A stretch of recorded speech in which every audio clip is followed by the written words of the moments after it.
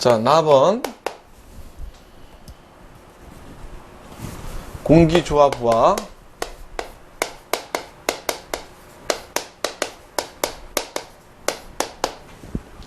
상당히 뭐 중요하지 않은 부분은 없는데 우리가 이게 상당히 중요한 부분입니다. 왜 그러냐면은 건축기계설비기술사는 그 설계를 하고 설계도 하고 그 다음에 시공도 하고 다 할 수 있기 때문에 이런 설계가 이루어지지 않으면은 건축기계설비기술사를 줄 수가 없죠, 그죠? 설계를 못 하는데 어떻게 주겠습니까? 설계에 대한 이론을 우리가 다 알고 있어야 되죠. 그래서 자, 여기서 보시면은 공기조화부하에 대해서 1번 개요가 나와 있고 1번은 또 부하 계산의 목적이 있고 부하의 종류, 그래서 부하의 종류는 실내부하, 장치부하, 여론부하 이렇게 돼 있고 설계의 조건은 실내 설계 조건, 설계 외기 조건, 계산 시각 이렇게 돼 있죠. 자, 그래서 우리가 그 개요를 보시면은 공기조화부하의 개요를 보시면은 1. 부하 계산의 목적이 나왔죠. 그래서 1번 냉난방 부하란 그 건물의 냉난방이 쾌적한 상태를 지속적으로 유지하기 위해 필요한 열량을 의미한다.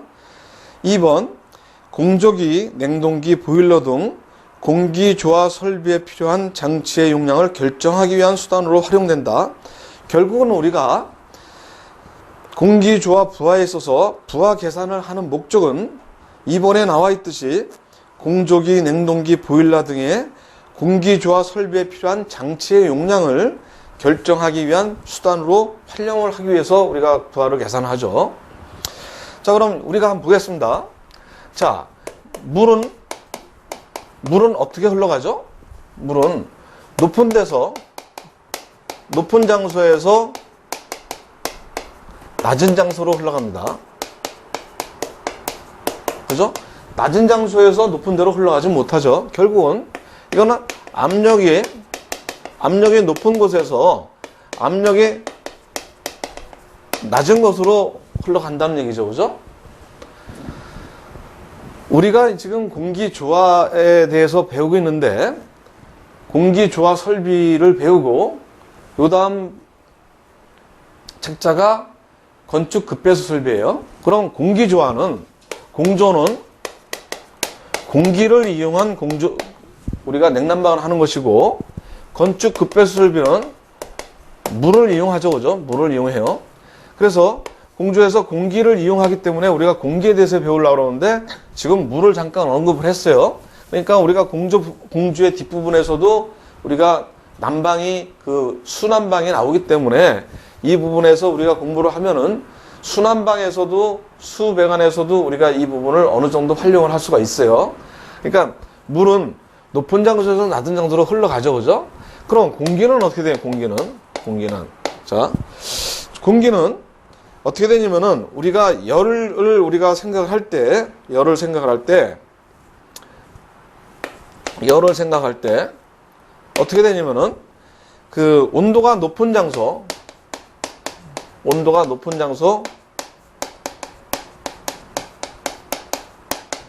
그죠? 온도가 높은 장소에서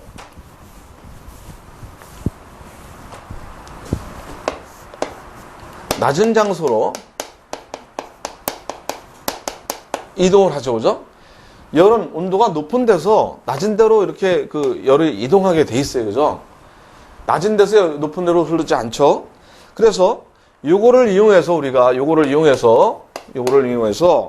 여름철 실내 난방을 한다면은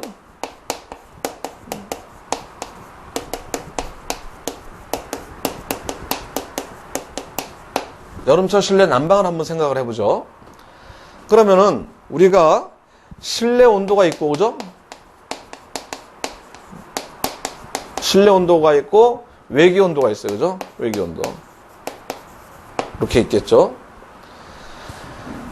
외기 온도를 실외 온도라고 그러죠. 실외 온도라고 우리가 실외 온도라고 표현하죠. 자, 여름철에 그 실내를 냉방을 하고 있습니다. 그러면은 실내 온도가 높겠습니까? 실외 온도가 높겠습니까? 당연히 실외 온도가 높을 것입니다. 그죠? 이렇게 높을 것이에요. 그러니까 공기에서 열은 온도가 높은 높은 데서 낮은 데로 흘러간다 그랬어요. 이렇게 흘러가겠죠, 전부. 공기는 이렇게 흘러갈 겁니다. 실외에서 실내로 들어올 거예요. 그럼 실외에 뜨뜻한 공기가 실내로 들어오죠, 그죠? 그러면 어떻게 돼요? 열을 취득하는 거예요, 그죠? 자, 열 취득을 하고 있어요, 열 취득. 열 취득을 하고 있어요. 그래서 여름철 실내 냉방은 결국에는 열 취득된 거를 제거를 하는 게 우리가 냉방의 목적이에요. 그죠? 열이 들어온 거를 갖다 제거를 해야 되겠죠. 그죠? 열을 제거를 해야 됩니다. 그 다음에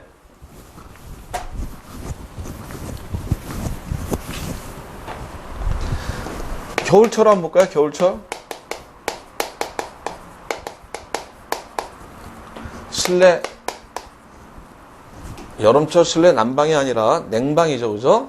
냉방. 난방을 하게 될 경우에, 자, 이거는 실내 온도하고 실외 온도를 한번 우리가 보겠습니다. 실외 온도. 겨울철 실내에 난방을 하고 있어요. 난방을. 뜨뜻하게 난방을 하고 있어요. 그러면은 겨울철에 실내 온도가 높겠습니까? 실외 온도가 높겠습니까? 당연히 실내 온도가 높겠죠. 그러면 열은 온도가 높은 장소에서 낮은 장소로 이동을 하게 되죠. 이렇게 이동이 될 겁니다. 열심히 실내에 난방을 하고 있는데 보일러를 떼서 그 다음에 기름을 들이든지 아니면 가스를 떼서 열심히 난방을 하고 있는데 실내에 뜨뜻한 공기가 실외로다가 도망을 가요. 그죠? 열 손실이 되는 겁니다. 그죠? 열 손실이 돼요. 그래서 겨울철 실내 난방은 결국은 열 손실된 거를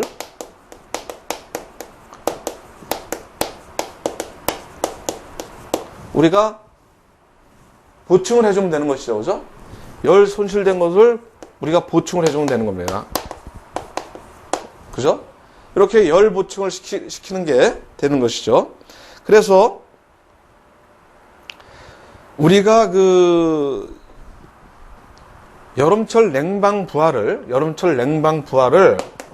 이거를 뭐라고 우리가 그러냐면은 쿨링 로드라고 우리가 얘기를 합니다. 쿨링 로드라고 그러고 겨울철 실내 난방 된 거를 우리가 뭐라 그러냐면은 히팅 로드라고 그러죠. 그죠? 이렇게 합니다. 그래서 우리가 다시 한번 공부를 한번 해보면은 공기선도에서 우리가 원하는 실내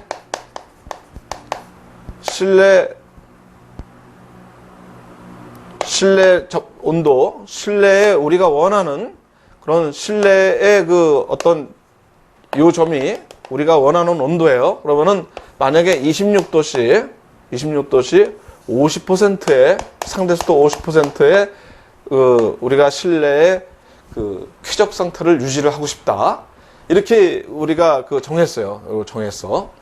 그래갖고선 이걸 냉방을 갖다 우리가 이제 여름철 냉방이라고 했을 때, 냉방을 할 때, 우리가 요 부하를 겨울철 실내 난방이 됐든, 여름철 실내 냉방이 됐든 간에, 이 열 취득된 이 부하를 갖다 구해서, 우리가 뭐를 합니까? SHF를 구할 겁니다. 그죠? 네? 현열비를 구할 거예요. 그래서 자멸과 현열을 구하는 거를 여기다 우리가 대입을 해서 우리가 요 SHF 현열비를 구하죠. 그죠? 그래서 현열 자멸 플러스 현열 그죠? 이렇게 구해갖고 여기에 있는 SHF 선에서 이런 식으로 우리가 이 기울기가 나왔다 그러면은 요 실내에서 요거와 똑같은 기울기를 요 선을 지나는 거를 구해서 어느 점에서 취주점을 잡아갖고선 이쪽으로 공급을 하는 것이죠. 그죠? 우리가 이 공기선도에서 요거를 배웠죠. 그죠? 자, 그래서 우리가 부하 계산의 목적은 난방과 여름철 냉방 부하와 그 다음에 겨울철 난방 부하에 대해서 이렇게 해서 열이 취득이 되고 손실이 된다라는 걸 설명을 드렸어요. 그래서 지금 우리가 요 배운 요거는 전부 다 요거는 뭐냐면은 요게 최대 부하를 구하는 거예요. 최대 부하. 그렇죠? 설계형 최대 부하입니다. 계산을 할 때 사용하는 거예요. 이거는 왜 그러냐면은 외기의 조건에 대해서 우리가 100% 가장 높은 온도를 사용하기 때문에 우리가 최대 부하를 구하는 것이죠. 그 다음에는 3번에 개요의 3번에 보시면 동적 열부하 계산이 있습니다. 이것은 시시각각 부하가 변동이 되죠. 그죠? 시시각각 부하가 항상 변동이 됩니다. 온도와 습도가 동시간대에는 다 똑같지 않죠. 그죠? 계속 변동이 되는 것이에요. 그래서 시시각각 단위로서 장치 용량 및 열 환경을 검토함과 동시에 부분 부하를 얻을 수 있는 그런 공조 시스템 운전법이 가능하죠. 그죠? 그래서 그거를 이러한 종류의 부하 계산을 하는 것을 동적 열부하라고 우리가 얘기를 해요. 그 다음에는 최대 부하 계산법은 지금 저희들이 설명했던 최대로 높은 온도를 적용을 하고 최대로 낮은 온도를 적용하는 그런 거를 우리가 부하 계산의 목적으로 설명을 드렸어요.